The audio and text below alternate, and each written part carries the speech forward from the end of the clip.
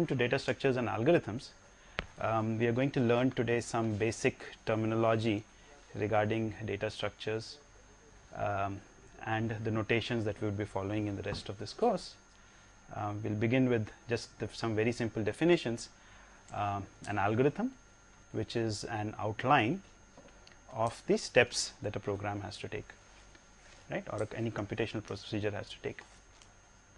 A program, on the other hand, is an implementation of an algorithm. It could be in any programming language. A data structure is the way we need to organize the data so that it can be used effectively by the program. Yeah. So you all are familiar with certain data structures, an array or a list, for instance. So this course is about, you will be seeing a lot more data structures in this course, and you will see how to use them in various algorithms. So we'll take a particular problem, try to solve that problem, and in the process develop data structures, the best way of organizing the data associated with that problem. Okay, so what's an algorithmic problem? An algorithmic problem is essentially that you have a certain specification of an input, as is given here, and you specify what the output should be like. And a specification of an input could be, well, here is one specification: a sorted non-decreasing sequence of natural numbers of non-zero finite length. Right, that's an input. That's a completely specified input. I have given two examples here of inputs which meet this specification. I have not given any output specification yet here. Right? Now, what is an instance? These are two instances of the input. Right? This is the specification for the input, and you can have any possible instance. You can take any sequence of sorted non-decreasing numbers, and that would form an input instance. So there are infinitely many input instances possible here. So an algorithm is essentially describing the actions that one should take on the input instance to get an output as is desired, as is specified. And again, just as there can be infinitely many input instances, there can be infinitely many algorithms for solving a certain problem. Yeah, each one of you could do it in a slightly different way. So that brings us to the notion of a good algorithm, right? If there are so many different algorithms for solving a certain problem, what is a good algorithm? Right? So a good algorithm for us is an efficient algorithm. Yeah, anything that is efficient is good. And what is efficient? Efficient is something which has small running time and takes less memory. These will be the two measures of efficiency that we will be working with. Right? There could be other measures of efficiency, but these are the only two we would be considering in this course. And most of our time we would be spending with running time, really. Yeah, space, of course, we'll also be analyzing the space, but most of the time would be spent in worrying about the running time of our algorithm. And we would be interested in the efficiency of algorithms as a function of the input size. So clearly you can imagine that if I have a small input, right, and my algorithm running on that input will take, or my program running on that input will take less amount of time. If the input becomes 10 times larger, then the time taken by the program would also grow. Maybe it becomes 10 times, maybe it becomes 20 times, maybe it becomes 100 times. I do not know. Right? So it is this behavior of the increase in the running time with the increase in the size of the input that would also be of interest to us. Okay? So we'll come to all of these in a short while as we go through these slides. Okay, now how does one measure running time? Right, so I said efficiency, running time, very important for us. So how does one measure the running time of an algorithm? So one way would be to what I have put down here as an experimental study. You have a certain algorithm, you implement that algorithm, which means you write a program in a certain programming language. You run the program with varying data sets, right? So some smaller, some larger data sets, some would be of some kind, some would be of a different kind. So varying composition. And then you clock the time that the program takes, right? And clock doesn't mean that you sit down with a stopwatch. You would perhaps just use a system utility, like let's say system current time millis, to clock the time that the program takes. and then from that you try and figure out how good your algorithm is. Yeah, so that's what one would call an experimental study of the algorithm. Okay, now this has certain limitations, so I've put them down. First, you have to implement the algorithm. To be able to determine how good your algorithm is, you have to implement it. Now that's already a huge overhead, right? You have to, a considerable amount of time has to be spent in doing this. Then your experiments can be done only on a limited set of inputs, right? After all, I said the number of instances is infinitely large. You cannot be running, you can only run your experiments on a small set of instances. And that might not really be indicative of the time that your algorithm is taking for other inputs, which you have not considered in your experiments. Further, if you have two algorithms and you have to decide which is better, you have to use exactly the same platforms to do the comparison, right? By platform, I mean both the hardware and the software environments. Yeah, because as you can imagine, different machines would make a difference, not just different machines. In fact, even the users who are working on that system at that particular point would make a difference on the running time of your algorithm, right? So it becomes very messy if you have to do it this way. So what we are going to do as part of this course, and in fact in this very first lecture, is to develop a general methodology which will help us analyze the running time of algorithms.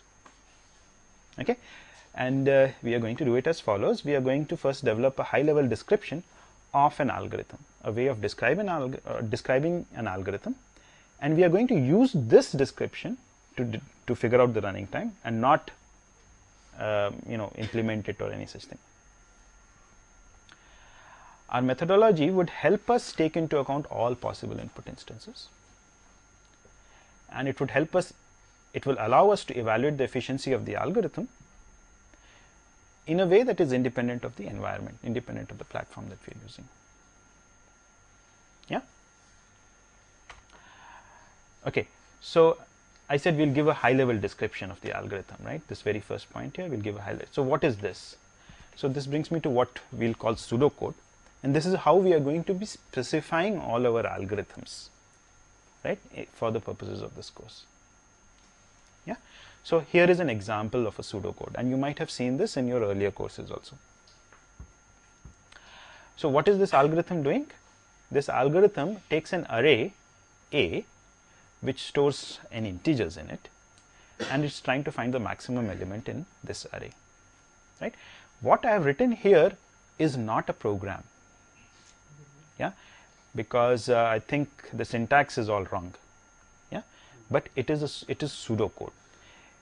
It is a mixture of natural language and some high level programming constructs. So I'm going to come to all of that, but I'm going to be using like a for, do loop. I'm going to use an if then else statement. I'm going to use a while loop. All of that I'll use, right? But I'll not bother about, okay, there should be a semicolon here or there should be a colon here. I'm not going to bother about those. Those are things that are required by a compiler, but for our understanding, this is completely clear what this program is doing, right? So what is this doing? It's keeping track of the maximum in a variable called current max, which is initialized to the first element of the array, yeah, and then it is going to run through the remaining elements of the array, compare them with the current maximum element that we have seen. If the current maximum element that we have is less than the current element, the element under consideration, then it would update current max.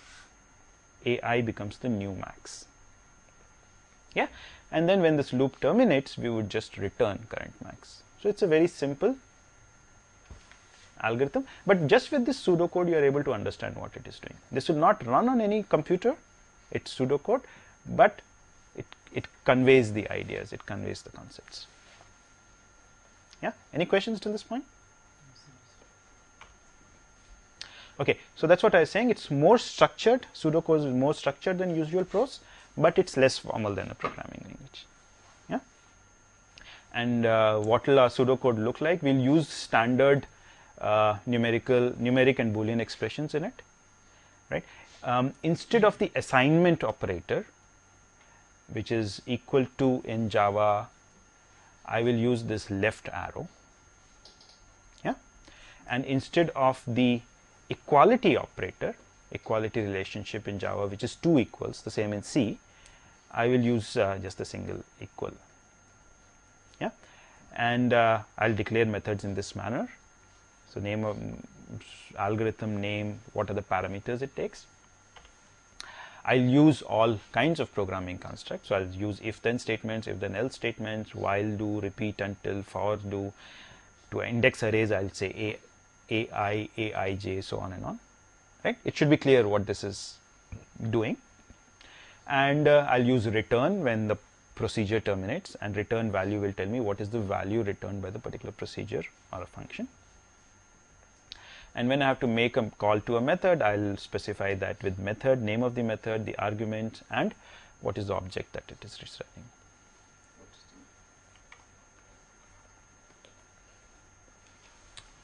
Any questions to this point? So what was the object? This is specifying the type of the value returned by the particular method. Yeah, you'll see more of this when we come across more pseudocode. Okay, so how do we analyze algorithms? So we identify what are primitive operations in our pseudocode, right? So what is a primitive operation? It's a low level operation. Examples: data movement. I do an assignment from one to another. I do a control statement, which is a branch, if then else, a subroutine call, a return, or I do arithmetic operations or logical operations. These are all, we'll call them primitive operations. And in my pseudocode, I just inspect the pseudocode and count the number of primitive operations that are executed by the algorithm. Yeah? Okay, so we need to take an example now. I'll take an example of sorting. You all know what sorting is. Yeah? The input is some sequence of numbers. Output is a permutation of the sequence, which is in non-decreasing order. Okay? So if this were my input, this should be my output.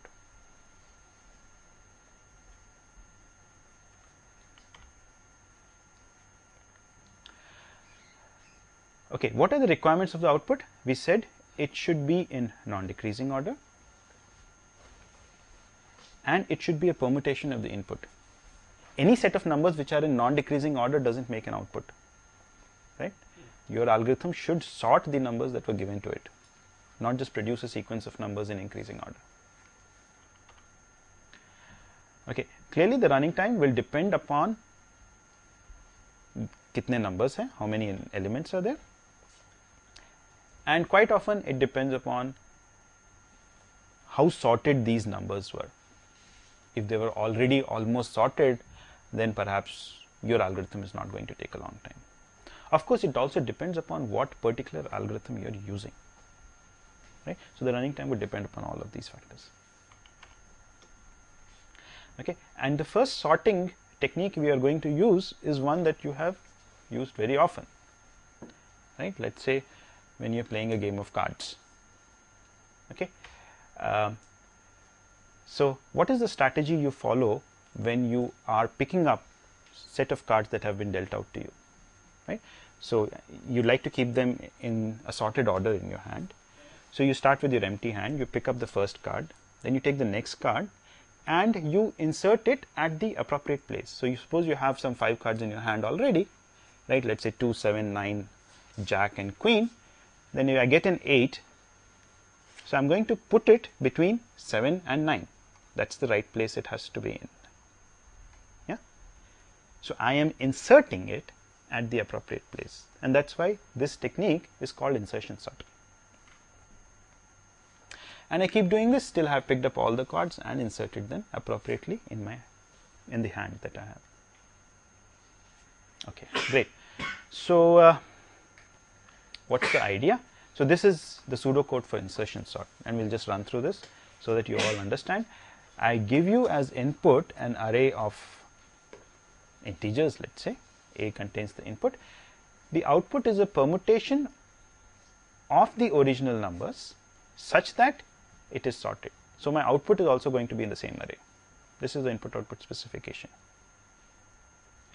Okay, I'm going to have 2 variables two indices I and j. Yeah. Okay. The array is going to be sorted from A1 through AI. At any point in time, it's going to be, sorry, A1 through AJ minus 1 is going to be sorted. J, the jth location, is the element which I have to insert appropriately at the right place. Yeah. So clearly j then has to vary from 2 to n. Is that right? So j has to vary from 2 to n. So I'm going to look at the jth element. I put that in key. And now this is what I have to do. I have to insert aj, or I have to insert the key into the sorted sequence, which is A1 through AJ minus 1. A1 through AJ minus 1 is the sorted sequence. And I am going to use the index I to help me do this. Yes? What is index I going to do? Index I is going to run down from j minus 1 down to 1. Yeah, we are going to decrease index I, which is what we are doing here in this while do loop. It starts with the value. It starts with the value j minus 1. And what am I going to do? Let's see, what am I going to do here? I have to insert 7. I'm going to move this 9 to this location. Yeah. Why? Because 9 is more than 7. So 9 is more than 7, I move it here. Then I compare 7 with 8. 8 is still more than 7, so I'll move it right. Then I compare 7 with 6. 6 is smaller than 7. So now I have found the right place for 7, and I would put 7 in here. That's exactly what is happening in here. I run through this loop till I find an element which is less than key. Key is the element I am trying to insert. So this loop will continue while the element I am considering is more than key. This loop will terminate when I see an element which is less than key. Or the loop will terminate when I reach I equals 0.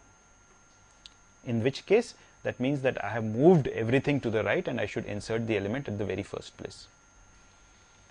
And what am I doing here? I am just shifting the element one step to the right.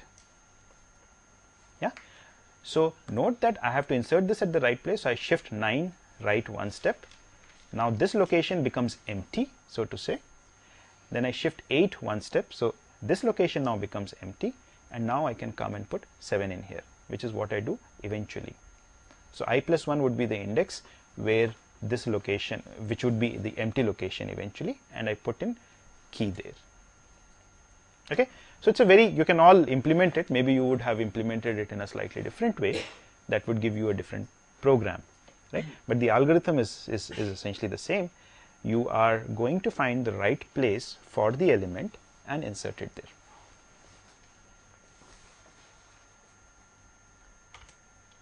Okay. And now let's try and analyze this algorithm. Okay. So I've put down the algorithm here on the left. There is a small mistake here. There should be a left arrow. Please make a correction of that. Okay. What we are going to do is, let's count. So these are all my primitive operations, right? This is a primitive operation. This is a primitive operation. Here I have two primitive operations really. Why? Because I am comparing I with 0 and I am comparing AI with key, and actually I am also taking an AND. So there are 3 primitive operations. Yeah. So there are a certain number of primitive operations here. This is also primitive. So all of these are primitive operations. And what I am doing here, so each of these operations take a certain amount of time depending upon the computer system you have, right? So C1, C2, C3, C4, C5, C6 just reflect or just represent the amount of time that these operations take. In whatever units, I don't care. Yeah. And here I am counting the number of times each of these operations is executed, is done in this entire program. Now, why is this operation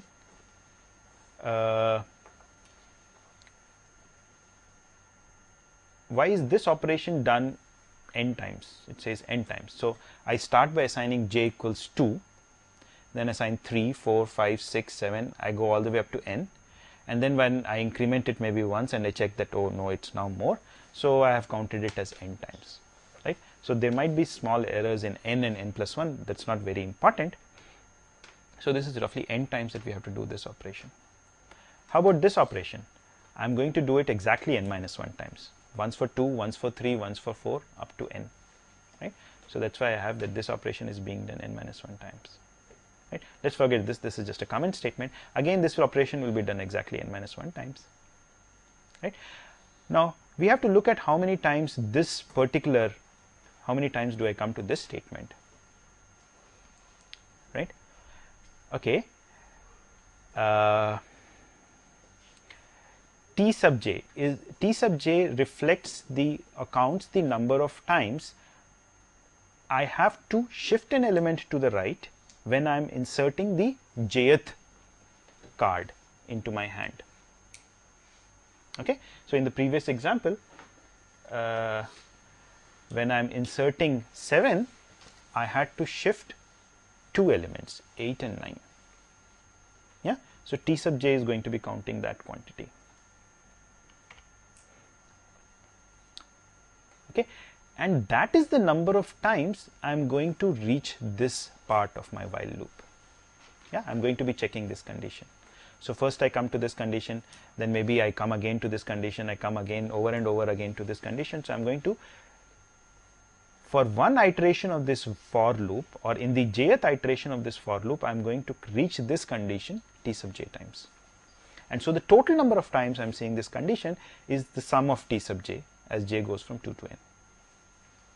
Okay, so every time I see this condition, I also come here, right? I'm going to be seeing this condition. I'm going to come to this statement one more time than I come here, because the last time I see this statement, I would exit out of here. So that's why this is Tj minus 1, and similarly for that same reason, this is Tj minus 1, j going from 2 to n. Okay, and this statement here is not part of this while loop. Okay, this is an assignment operation. Please correct this.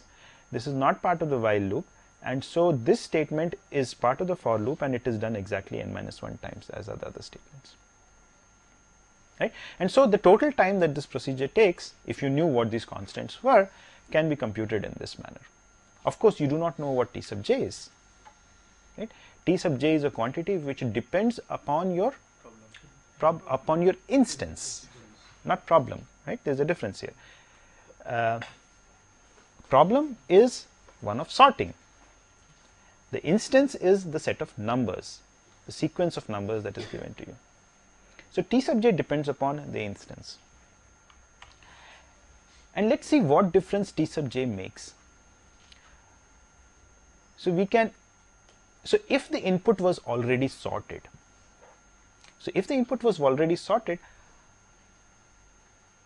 T sub j is always 1. I just have to compare the element with the last element, and I will immediately see that it is larger than the last element, and so I would not have to do anything at all. So T sub j is always a 1 if the input is already in increasing order. What happens when the input is in decreasing order? Yeah, if the input is in decreasing order, then the number that I am trying to insert is going to be smaller than all the numbers that I already have. Yeah, because the input is in decreasing order. The number I am trying to insert is smaller than the numbers that I already have sorted in my array. So what am I going to do? I am going to compare it with the first element, the second element, the third element, the fourth element, all the way up to the very first element. Right? So when I am trying to insert the jth element, I am actually going to end up comparing it with all the other j elements in the array. And so in that case, T sub j will be equal to j. And when T sub j equals j, note what this quantity becomes. It's summation j going from 2 to n. You all know it's of the kind n squared. Right? And in that case, the running time of this algorithm would be some constant times n squared plus some other constant times n minus some other constant. Right? The behavior of this running time is more like n squared. We come to this point later when we are talking of asymptotic analysis, but this is what I mean by f of n squared. It will behave more like n squared. Here, on the other hand, in the best case when Tj was 1, this sum here is just n or n minus 1. And in that case, the total time is n times some constant plus n minus 1 times some constant minus some constant, which is roughly n times some constant, right? Sorry. And so it's what we call a linear time algorithm. I come to these things again. On an average, okay, now on an average, what would you expect? In the best case, it is something like that you have to compare only against one element. In the worst case, you have to compare about with j elements. In the average case, you would expect that you would compare against half of those elements, right? So in an average case, if you were to take it as you're comparing against j by 2, even then this quantity, summation of j by 2, j going from 2 to n, what will this be? This will be roughly n squared by 4 now. Yes? And so its behavior is again like n squared. And we come to these points in a minute. Okay, so this is what I mean by best, worst, and average case. So I take the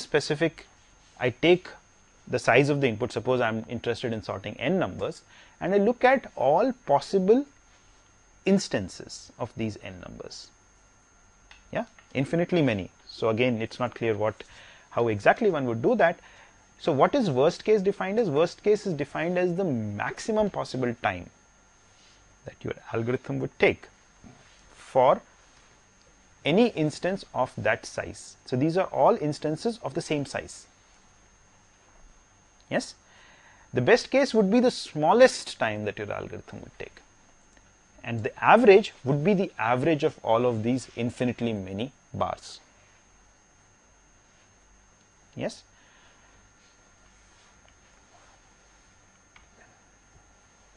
So that was for inputs of one size n. That would give us the values of, we can then therefore compute worst case, best case, and average case.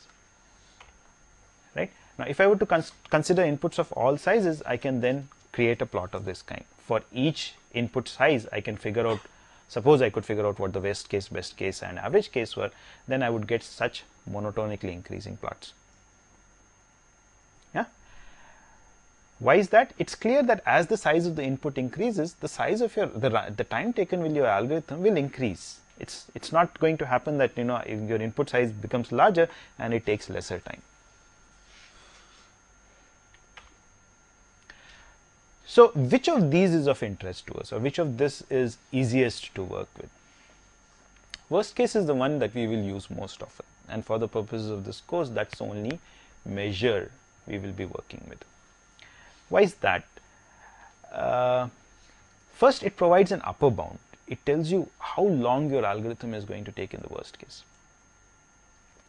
Many algorithms, it occurs fairly often. Quite often, it is the case that your worst case, that for many instances, the time taken by the algorithm is close to the worst case, right? So that average case essentially becomes as bad as the worst case, right? In fact, for the previous example that we saw, average case was like n squared, and worst case was also like n squared. Of course, there were a difference in the constants, but it was roughly the same. Now, average case might be a very difficult quantity to compute, because I said average case, if you have to compute, you have to look at all possible instances and then take some kind of an average, right?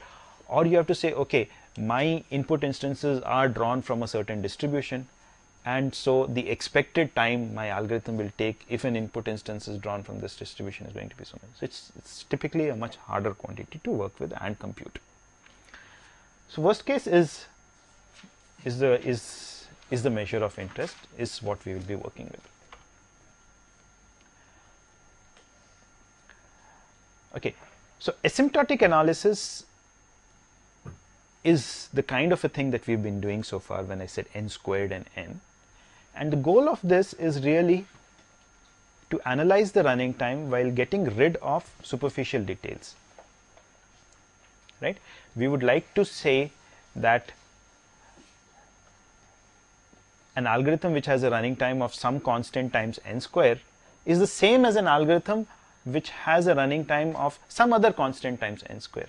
Why? Because this constant is typically something which would be dependent upon the hardware that you are using, right? In the example that I showed you, the C1, C2, C3, all of those times would depend upon the computer system that you're using, the hardware, the compiler, many factors, right? And so we would not like to distinguish, or we are not interested, or we are not bothered about distinguishing between such algorithms. Both of these algorithms, one which has a running time of 3n square perhaps, or another with the running time of n square, have a quadratic behavior, as in when the input size doubles, both of the algorithm, their running time increases fourfold. Yeah, and that is the thing that is of interest to us. So we are interested in capturing how the running time of the algorithm increases with the size of the input in the limit. Yeah, this is the crucial point here, and that's what asymptotic analysis is all about. That's what the asymptotic here is. In the limit, how does the running time of this algorithm increase with increase in input size? Okay, that brings us to something that some of you might have seen before, the big O notation. So if I have functions f of n and g of n, f of n and g of n, n here is typically representing the input size. F of n is measuring the time that your algorithm is taking. So f of n and g of n are both non-negative functions. Not just non-negative, they are also non-decreasing, right? Because as input sizes increases,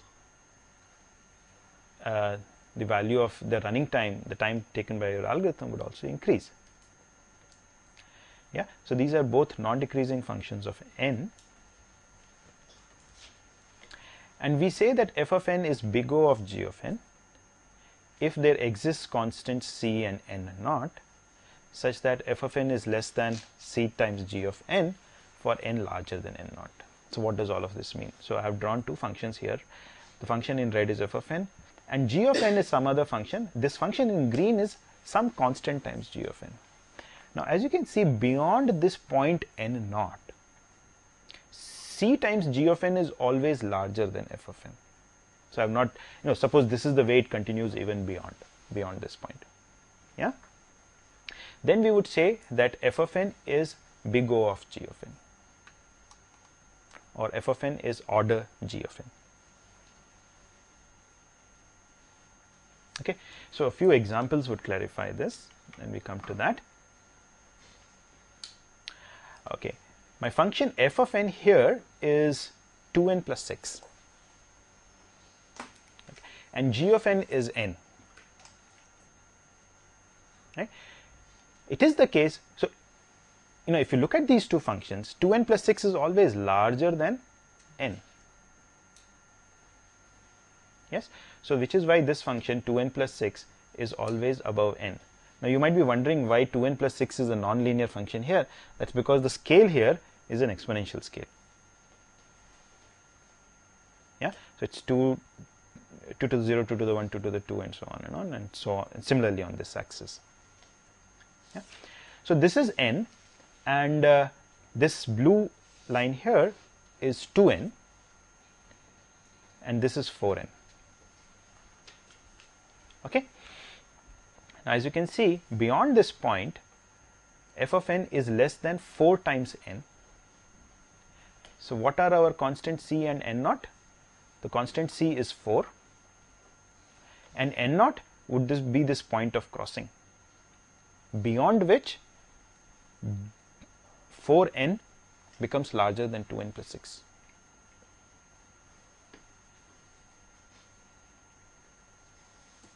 Right? What is this point of crossing? At what point does 4n become larger than 2n plus 6? 3. Right? So your n naught becomes 3 here. Right? And then we say that f of n, which is 2n plus 6, is big O of g of n. Not big O of 4n, but big O of n. Right? So f of n here is big O of n then. So 2n plus 6 is big O of n. Another example. The function in red is g of n, which is n, and any constant times g of n, so it's the same scale as in the previous slide, any constant time g of n will just be the same straight line displaced by suitable amount, right? So this will be 4, this will be 4 times n, this will be whatever, depending upon what the intercept here is, right? So it'll just be like this. But your n squared would be a line like this. Okay, so there is no constant c such that n square is less than c of n. Can you find out a constant c such that n square is less than c of n for n more than n naught? No. Any constant that you choose, I can pick a larger n. I can pick an n such that this is violated. And so it is not the case that n square is big O of n.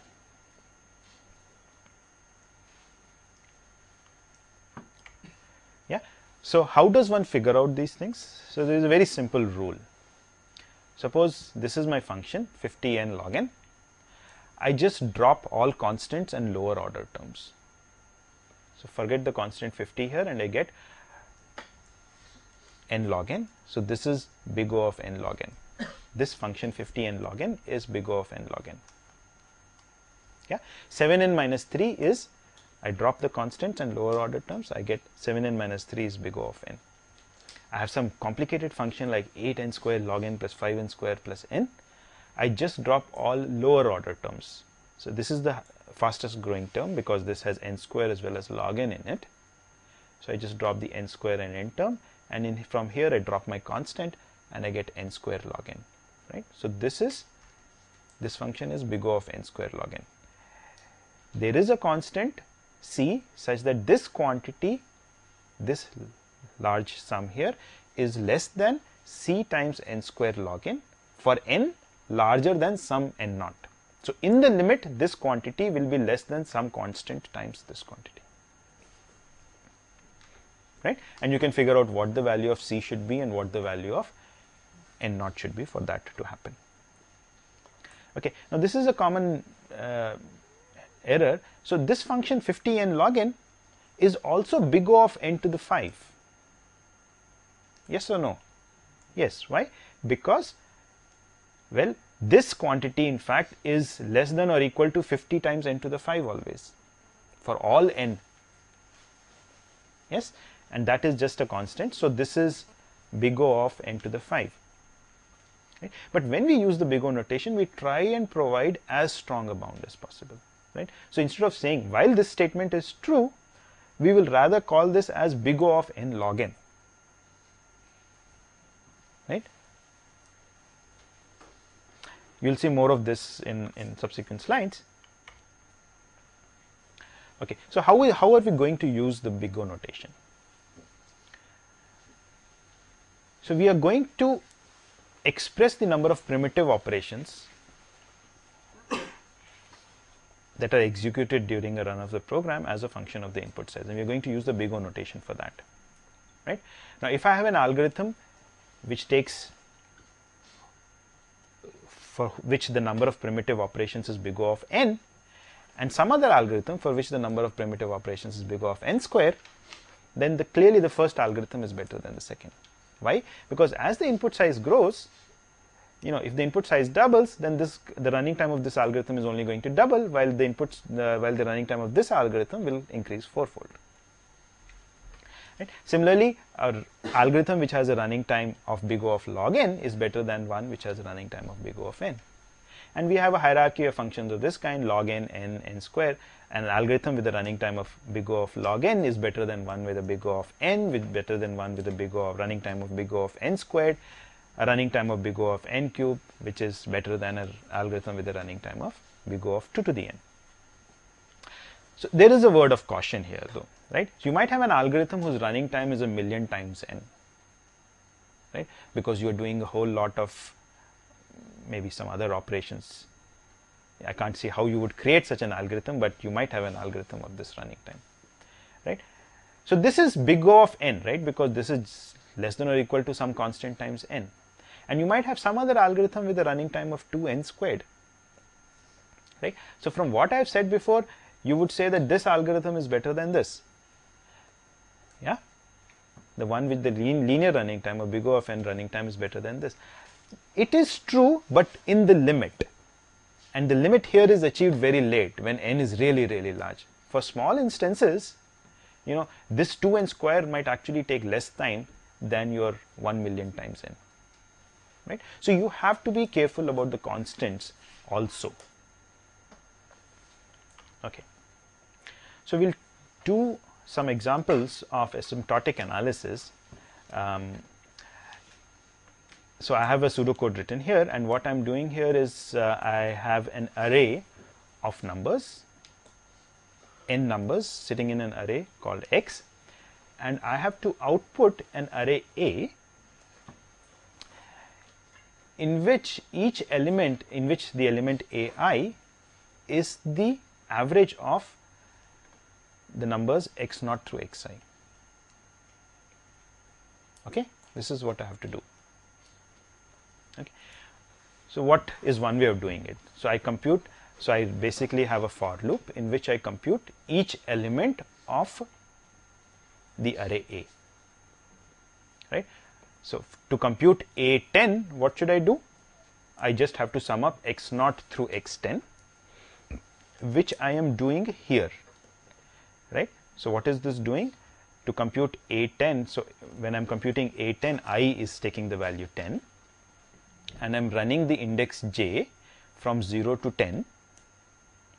I'm summing up the value of x, x0 plus x1 up to x10 in this accumulator A, and then I'm eventually dividing the value of this accumulator with 11, right, because it's x0 through x10, and that gives me the number that I should have in A10. Yeah, and I'm going to repeat this for 11, 12, 13, 14, all the elements essentially of it to get. Is this a good algorithm? It's not a good algorithm? It is an algorithm, right? And let's compute what its running time would be like.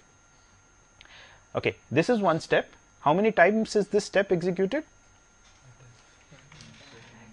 It's executed I times. And what are the values that I takes?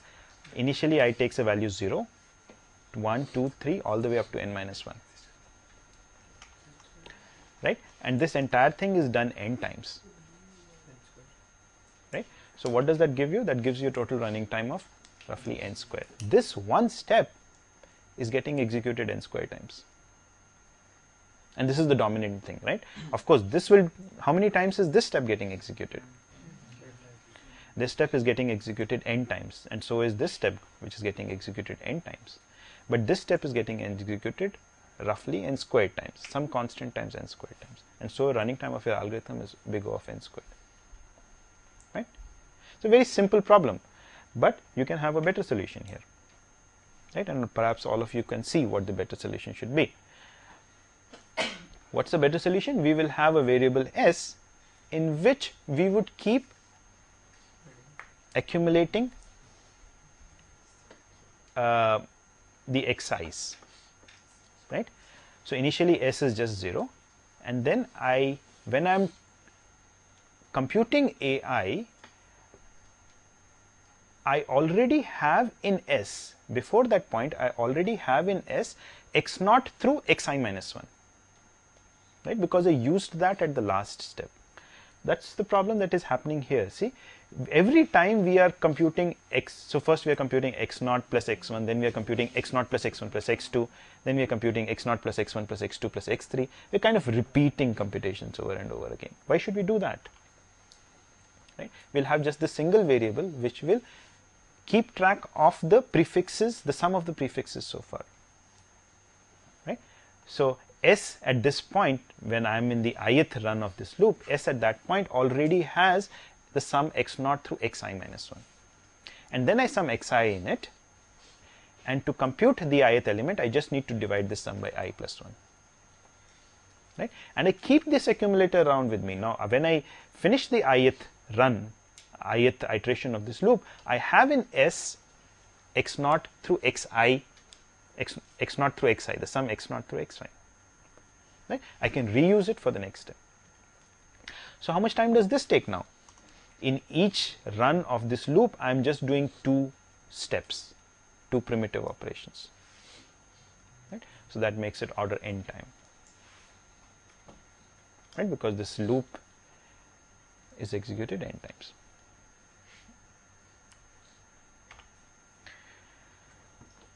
Okay, so I've been using this freely, linear and quadratic, but here's a slide which just tells you the other terms that I might be using. So linear, if an algorithm has a running time, an asymptotic running time of order n, then we call it a linear algorithm. If it has an asymptotic running time which is n squared, we call it quadratic. Logarithmic if it is log n. Polynomial if it has n to the k for some constant k is a constant here. And an algorithm is called exponential if it has a running time of a to the n, where a is some number more than 1. Yeah. So till now I have only introduced to you the big O notation. We also have the big omega notation and the big theta notation. The big omega notation provides a lower bound, right? A function f of n is omega of g of n.